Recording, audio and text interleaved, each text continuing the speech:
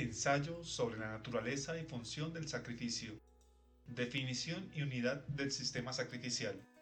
El sacrificio es un acto religioso que mediante la consagración de una víctima modifica el estado de la persona moral que lo ejecuta o de ciertos objetos en los cuales se interesa. Todo sacrificio es una oblación, pero de diferentes especies. Las primicias que eran llevadas al templo permanecían intactas. En otros casos, la consagración destruye el objeto presentado, como cuando un animal es llevado al altar. El objetivo que se persigue no se alcanza sino cuando es degollado, o descuartizado, o consumido por el fuego. El objeto así destruido es la víctima. La denominación de sacrificio debe ser reservada a oblaciones de este tipo. En tales condiciones, debe llamarse sacrificio a cualquier oblación, incluso vegetal, si la ofrenda es destruida. En Grecia, algunos dioses no admitían en su altar más que oblaciones vegetales. Los sacrificios se pueden dividir en constantes y ocasionales. Los ocasionales son los sacrificios sacramentales, aquellos que acompañan los momentos solemnes de la vida.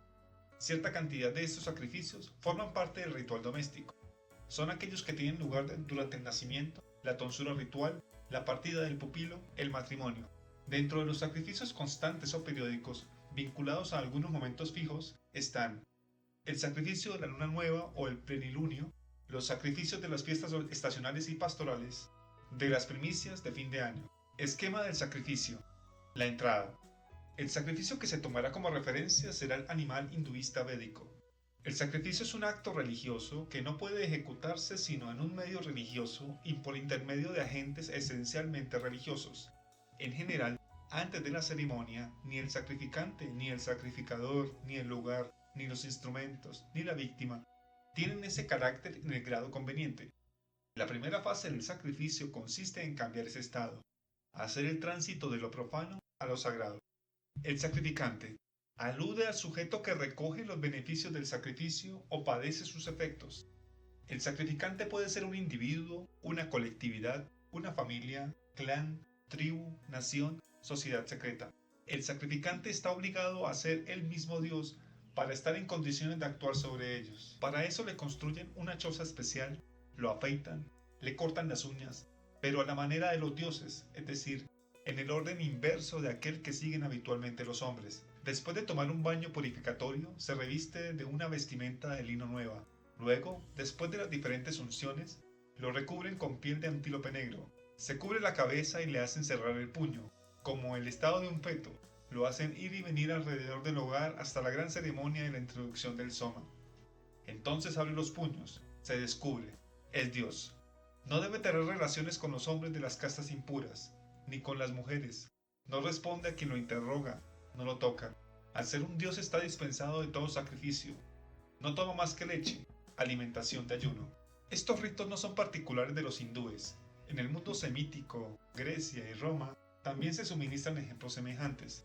En primer lugar, cierto grado de parentesco con el Dios es exigido de aquellos que quieren ser admitidos en el sacrificio. Por eso están excluidos los extranjeros, los cortesanos, los esclavos, a menudo las mujeres. El ritual romano prescribía el velo, signo de separación y en consecuencia de consagración. El sacrificador. Generalmente nadie se atreve a acercarse a las cosas sagradas directamente y solo. Son demasiado graves y demasiado elevadas. Es necesario un intermediario, el sacerdote. El sacerdote es el mandatario del sacrificante, cuyo brillo comparte y cuyas faltas asume. El sacerdote está marcado por el sello divino, lleva su nombre, el título o el traje de su Dios, es su ministro, su encarnación misma. Se podría creer que él podría por lo menos entrar en el sacrificio sin una iniciación previa. Eso ocurriría en la India. El Brahman llegaba con su naturaleza casi divina, no necesitaba una consagración especial. Entre los hebreos, el sacerdote debía lavarse antes de entrar al santuario. Antes de la ceremonia, debía abstenerse del vino y de las bebidas fermentadas. Se cubría con ropa de lino. En los ritos de la Diksha, 7 días antes de la fiesta, el gran sacerdote se aísla de su familia y se instala en la celda de los asesores.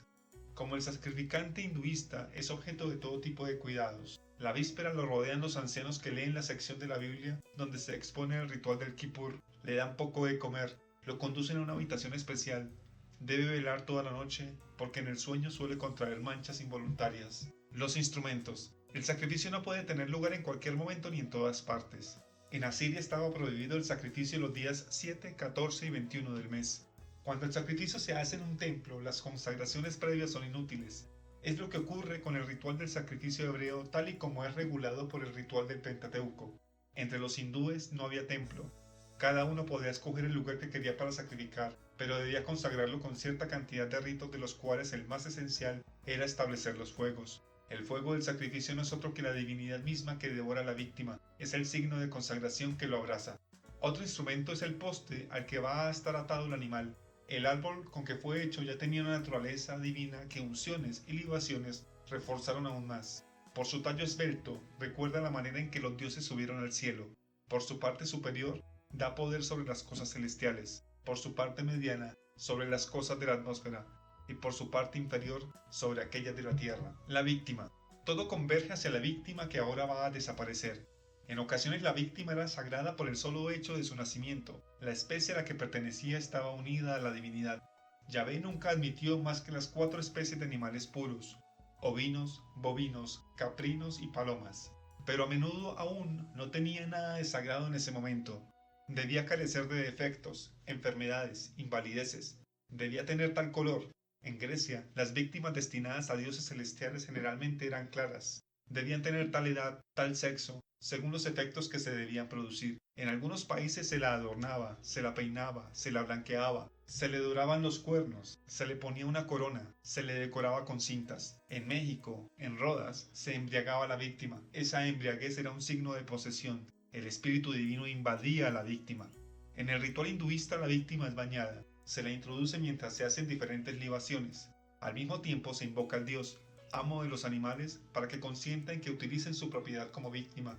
Hay en la víctima un espíritu que el sacrificio tiene precisamente la función de liberar. Después se ata a la víctima al poste. El brahman ya no puede tocarla con las manos. 3 series de ritos son necesarios. Se hace beber agua al animal, porque el agua es divina. Lo purifican arriba, abajo, por todas partes. Luego lo ungen de manteca fundida en la cabeza, en la cruz y en las 2 paletillas, en la grupa y entre los cuernos.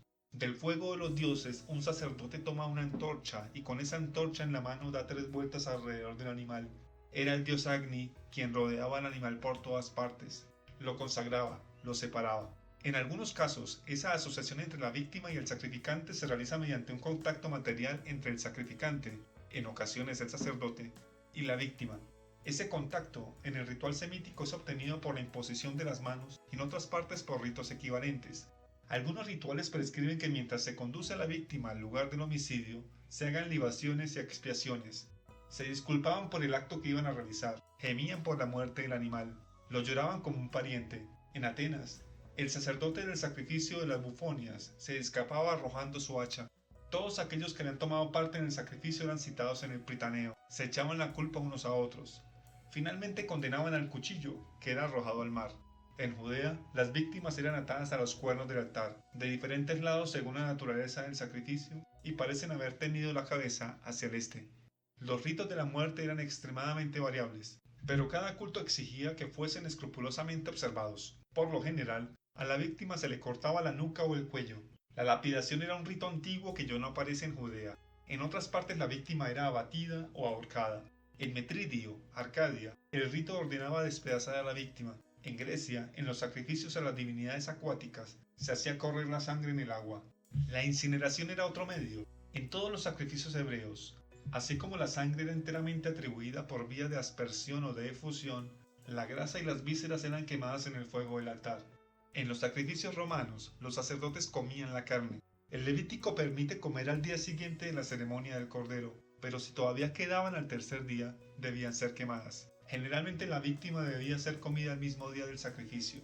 La salida. Todos aquellos que tomaron parte en el sacrificio adquirieron un carácter sagrado que los aísla del mundo profano. Es necesario que vuelvan. En el sacrificio animal hinduista se sacrifica lo que queda de manteca y de grasa dispersos en el pasto. Luego se destruye en el fuego sacrificial cierta cantidad de instrumentos. El pasto del sacrificio, el bastón del recitante, las planchetas que rodeaban la vedi. Los sacerdotes, el sacrificante, su mujer se reúnen y se purifican lavándose las manos. Por desgracia los textos bíblicos no son tan complejos ni tan claros. En la fiesta del Gran Perdón, el gran sacerdote, tras haber echado al chivo de Azazel, volvía al santuario y se sacaba el traje sagrado, se lavaba, volvía a ponerse la ropa, salía y sacrificaba a la Olá. En Grecia, tras los sacrificios expiatorios, los sacrificadores, que por otra parte se abstenían lo más de posible de tocar la víctima, se lavaban la ropa en un río o una fuente antes de volver a la ciudad o a la casa. Estas prácticas subsistieron en la misa cristiana. El sacerdote, después de la comunión, lava el cáliz, se lava las manos, después pronuncia la fórmula final, ite missa est.